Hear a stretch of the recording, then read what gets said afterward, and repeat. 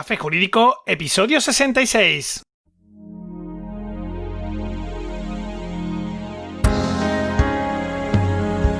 Buenas tardes, bienvenido un día más. Mi nombre es Juanma Delgado y esto es Café Jurídico, un espacio de divulgación jurídica donde en el tiempo que dura un café abordaremos novedades legislativas, interpretaciones de doctrina y jurisprudencia sobre distintas temáticas, aprenderemos a manejar herramientas para la eficacia y la productividad profesional. En definitiva, nos acercaremos de una forma amena y distendida al sector jurídico. ¡Comenzamos!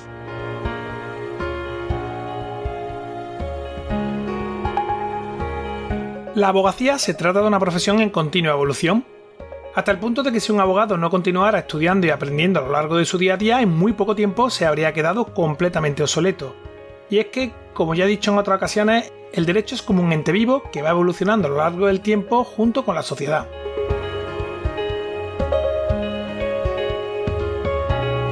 Como te imaginarás, un abogado debe mantenerse siempre alerta ante los posibles cambios normativos y estar lo más actualizado posible. Aunque a veces sucede, como en estos últimos meses, que por el tema de la emergencia sanitaria frente al COVID-19 la evolución normativa es tal que se hace muy difícil poder estudiar con profundidad tanto cambio.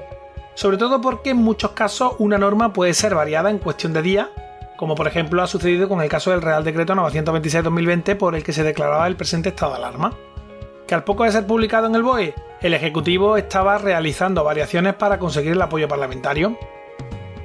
Por eso, y después de darle muchas vueltas, he decidido crear una sección de carácter mensual en la que ofrecer un resumen de las principales novedades legislativas que se hayan producido a lo largo del último mes. Así, igual que el último programa de cada mes lo dedicamos a resolver las preguntas que nos habéis ido enviando, a partir de ahora la intención es traer a mediados de mes un resumen comentado de las principales normas que se hayan producido y que debamos conocer. Esto es algo que quienes se encuentren suscritos al boletín de correo mensual ya venían recibiendo. Sin embargo, la idea inicial no es exactamente la misma, porque en el boletín hacemos llegar una relación bastante completa de las principales normas estatales y europeas que se han producido. Pero claro, no las analizamos, de manera que simplemente se relacionan para que cuando uno lo lea, vea si hay alguna o varias de su interés y en tal caso pueda acceder rápidamente a su contenido, algo que muchos suscriptores nos habéis confirmado que os resulta de gran utilidad. Claro, en este tipo de programas no vamos a enumerar las normas como tal, sería muy aburrido, ni tampoco podemos entrar a analizar y comentar todas y cada una de las que han salido. Pues entonces más que un café tendríamos que comenzar por el aperitivo, el almuerzo, el café y si me apura la merienda y la cena. Y obviamente eso no es posible. Así que después de darle muchas vueltas he pensado que lo ideal sería comentar las normas que, a mi juicio, sean más importantes de las que no hayamos hablado ya en otros programas. Me explico. Por ejemplo, este mes ya se ha dedicado un programa completo a hablar sobre el Real Decreto 926/2020. Pues lógicamente hoy no voy a hablar otra vez de este tema. No tiene sentido. Sobre todo para los oyentes incondicionales del podcast. A ver, que es verdad que si alguien llega a este podcast de novedades legislativas del mes y no se encuentra nada del estado de alarma, quizás piense, pues han dejado algo fundamental. Pero es que si no, duplicamos el contenido y penalizamos a los oyentes más leales. Y bueno, echando un ojo al listado de episodios previos siempre es posible comprobar que ya hemos abordado este tema. En fin, no sé. Como digo, no ha sido sencillo determinar el formato y, como siempre, estoy completamente abierto a recibir vuestros comentarios y sugerencias al respecto.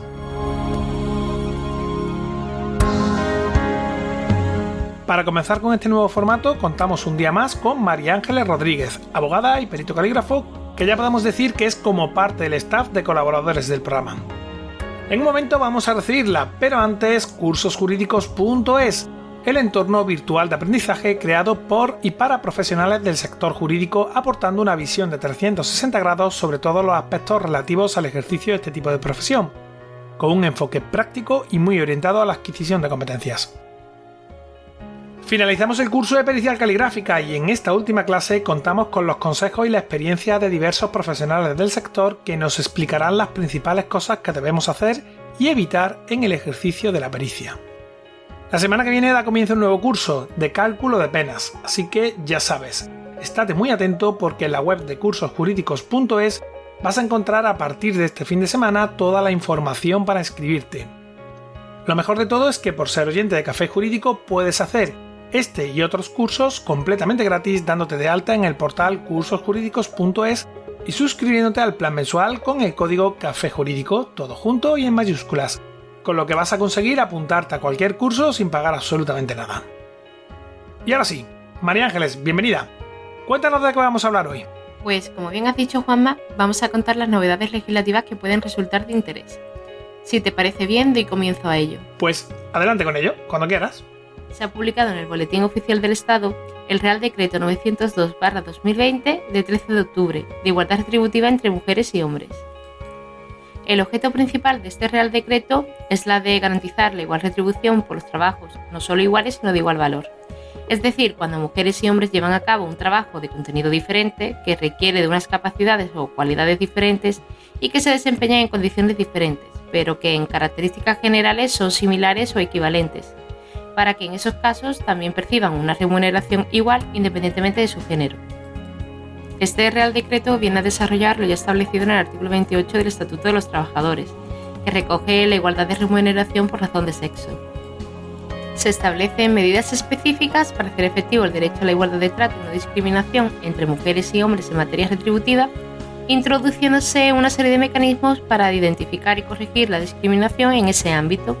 De este modo se evitaría tal discriminación, promoviendo las condiciones necesarias y eliminando los obstáculos aún existentes.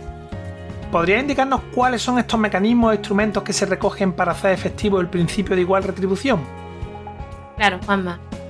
Las empresas y convenios colectivos deberán de integrar y aplicar el principio de transparencia retributiva, consistente básicamente en determinar las discriminaciones tanto directas como indirectas, concretamente a las debidas de una incorrecta valoración en los puestos de trabajo, cuando se desempeña un trabajo de igual valor pero se percibe una retribución inferior.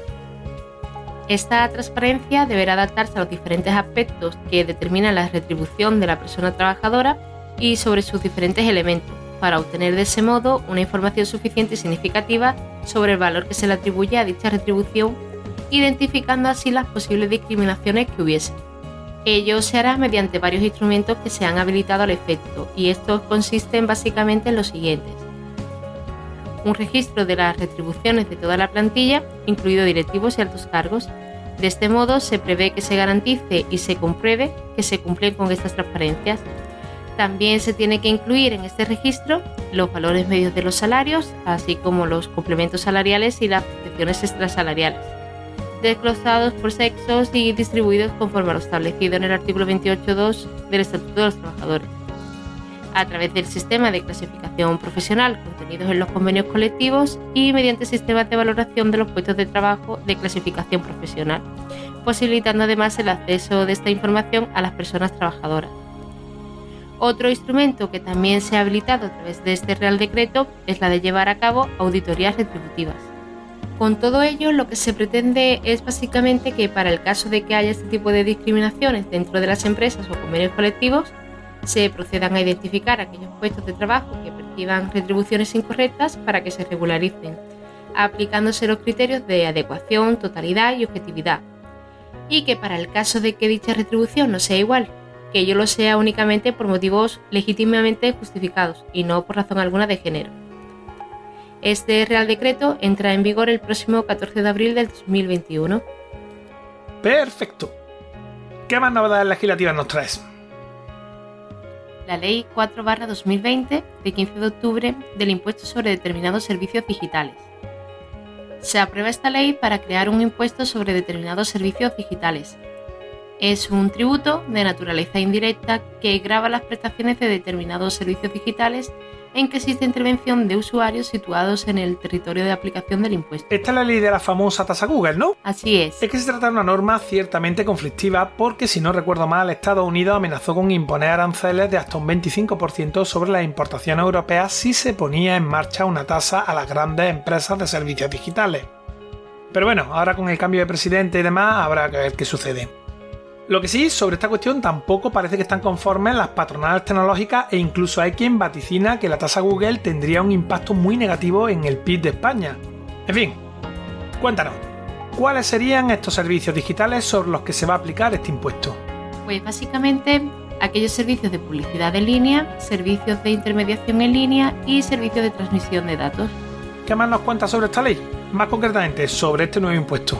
Dicho impuesto es aplicable a personas jurídicas y también a las entidades del artículo 35.4 de la Ley General Tributaria, comunidades de bienes, herencias yacentes, que el primer día del periodo de liquidación supere los dos umbrales siguientes. Uno, que el importe neto de su cifra de negocios en el año natural anterior supere los 750 millones de euros y dos, que el importe total de sus ingresos derivado de prestaciones de servicios digitales sujetas a impuestos correspondientes al año natural anterior supere los 3 millones de euros. Se devenga al momento en que se presten, ejecuten o efectúen las operaciones gravadas y en las operaciones sujetas a gravamen que originen pagos anticipados anteriores a la realización del hecho imponible, el impuesto se devengará en el momento del cobro total o parcial del precio por los importes efectivamente percibidos. Su base imponible está constituida con el importe de los ingresos, excluidos en su caso el IVA u otros impuestos equivalentes, obtenidos por el contribuyente por cada una de las prestaciones de servicios digitales sujetas al impuesto, realizadas en el territorio de aplicación del mismo. Se grava con un tipo del 3% y es de liquidación trimestral, con independencia de que el usuario haya satisfecho alguna contraprestación que contribuya a la generación de los ingresos derivados del servicio. Esta ley entra en vigor el 16 de enero de 2021. Bueno, esperemos que no se cumplan las previsiones de los más pesimistas y no sea peor el remedio que la enfermedad. Más normas. Real Decreto Ley 33/2020 de 3 de noviembre por el que se adoptan medidas urgentes de apoyo a entidades del tercer sector de acción social de ámbito estatal. A consecuencia de la situación de emergencia sanitaria en la que nos encontramos derivadas del COVID-19, se ha dictado este Real Decreto Ley mediante el cual se aprueba una serie de subvenciones destinadas a las entidades del tercer sector de acción social. Las presentes ayudas se conceden con la finalidad de contribuir a la realización de proyectos de interés general considerados de interés social, desarrollados por las entidades beneficiarias, así como contribuir con los gastos de funcionamiento de las mismas. ¿Puede indicarnos a quiénes o a qué colectivos van destinadas estas ayudas de carácter extraordinario?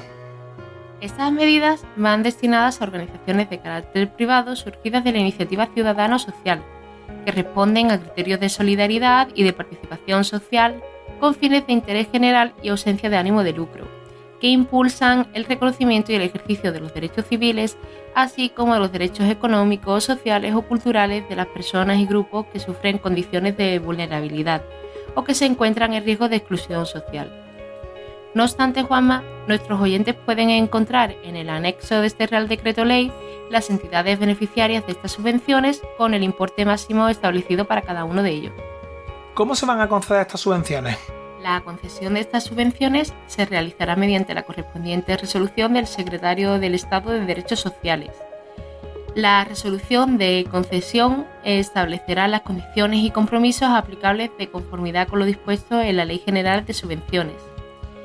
En todo caso, se contempla que el abono de estas ayudas de carácter extraordinario se realice en un único pago anticipado, para otorgar así una liquidez inmediata. Todo ello de acuerdo con lo previsto en el artículo 34.4 de la Ley 38/2003 de 17 de noviembre y su reglamento de desarrollo. Este Real Decreto Ley ha entrado en vigor el pasado día 4 de noviembre.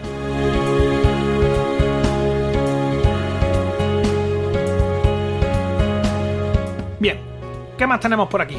Bueno, pues si me permites, voy a hacer también referencia a la nueva orden del Ministerio de la Presidencia en relaciones con las Cortes y Memoria Democrática, la Orden 1030/2020 de 30 de octubre, por la que se publica el procedimiento de actuación contra la desinformación aprobado por el Consejo de Seguridad Nacional. Esta sí que ha sido duramente criticada tanto por la oposición como por las asociaciones de periodistas y profesionales de la información. Y es que hay quien considera que con esta norma el gobierno lo que pretende es crear una especie de Ministerio de la Verdad que diga que sí y que no debemos creer. Y bueno, esto es algo muy peligroso, sobre todo en manos de un ejecutivo que, atendiendo a la hemeroteca, tiene por mucho el récord de toda la democracia en bulos y contradicciones. Pero bueno, más allá de la opinión que cada cual pueda tener al respecto de la norma, cuéntanos cuál es su finalidad y en qué consiste. Pues bien, el propósito y objeto principal de esta orden es la de monitorizar y detener de forma temprana aquellas campañas con contenido de información falsa o engañosa para evitar la propagación de los denominados fake news o bulos. Es decir, evitar la difusión principalmente de aquellas noticias que nos llegan por redes sociales u otras vías que no son ciertas ni están contrastadas. Se quiere aumentar la transparencia con respecto al origen de la desinformación y la manera en que se produce y se difunde la misma, además de evaluar su contenido para fomentar informaciones veraces que provengan de fuentes contrastadas de los medios de comunicación y las administraciones en el marco de la comunicación pública. María Ángeles, ¿puedes indicarnos entonces, según esta orden, de qué modo se va a proceder a actuar contra la desinformación? Básicamente, lo que se pretende es establecer medios de funcionamiento y mecanismos dirigidos a evaluar de manera continua el fenómeno de la desinformación a nivel global y particularmente para España. Para ello, se establecen 4 niveles de actuación que sirven para la detención temprana de las campañas de desinformación, luchar contra la desinformación adoptando decisiones para hacer frente a las mismas y todo ello bajo el marco del Sistema de Seguridad Nacional. ¿Cómo se actuará? Pues por un lado, con una monitorización y vigilancia para conseguir una alerta temprana investigando el origen de la campaña de desinformación. Además, España participará en el Sistema de Alerta Rápida de la Unión Europea para la activación de protocolos, investigación del origen y seguimiento de la actividad. Se realizará un seguimiento y evaluación de la alerta por parte de la Comisión Permanente contra la Desinformación, que se encargará del análisis de la situación, es decir, de las consecuencias y su impacto, proporcionando propuestas de actuación, decidiendo incluso sobre la realización de campañas estratégicas de comunicación pública, dirigidas por la Secretaría de Estado de Comunicación en función de la naturaleza de la campaña de desinformación. Asimismo, también se podrá solicitar la colaboración del sector privado, como medios de comunicación y también de diversas plataformas digitales o redes sociales, para que participen contra las informaciones falsas. ¿Cuál es el papel de esta Comisión Permanente contra la Desinformación? La Comisión Permanente contra la Desinformación se establece con objeto de asegurar la coordinación interministerial a nivel operacional en el ámbito de la desinformación. Será coordinada por la Secretaría de Estado de Comunicación y presidida de forma ordinaria por el director del Departamento de Seguridad Nacional. Entre sus cometidos, según lo publicado en el Boletín Oficial del Estado, están el análisis, estudio y propuestas de iniciativas tanto en el ámbito nacional, europeo e internacional, apoyar la valoración técnica y operativa de los riesgos y amenazas, elaborar propuestas de estrategia nacional de lucha contra la desinformación y apoyar la investigación sobre los aspectos de desinformación en colaboración con el sector privado y la sociedad civil, entre otros. María Ángeles, muchas gracias por habernos traído las principales novedades legislativas del último mes. La verdad es que ha sido un mes con mucha actividad normativa. Desde luego, Juanma, un placer haber estado de nuevo por aquí. La verdad es que le estoy cogiendo un poquito el gusto a esto, ¿eh? Así que nada, espero estar aquí de nuevo muy pronto, compartiendo un café contigo y con los oyentes del podcast. En fin, nos despedimos ya por hoy, no sin antes recordarte que de nuestra página web, cafejuridico.es, puedes acceder a todos los episodios que hemos emitido hasta la fecha, escucharlos por series temáticas y, por supuesto, enviarnos tus dudas legales, pedir que tratemos un asunto concreto o mandarnos tu opinión.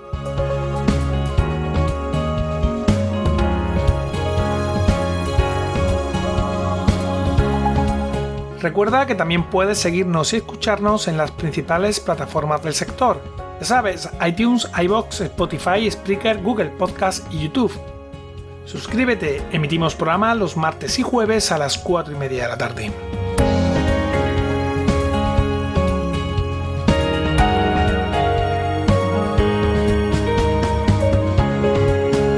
Como siempre, muchas gracias por tu tiempo, nos vemos ya el próximo martes, donde, un día más, acompañados de un café, nos acercaremos de una forma amena y distendida a las novedades y cuestiones del sector jurídico. Entre tanto, cuídate mucho y adiós.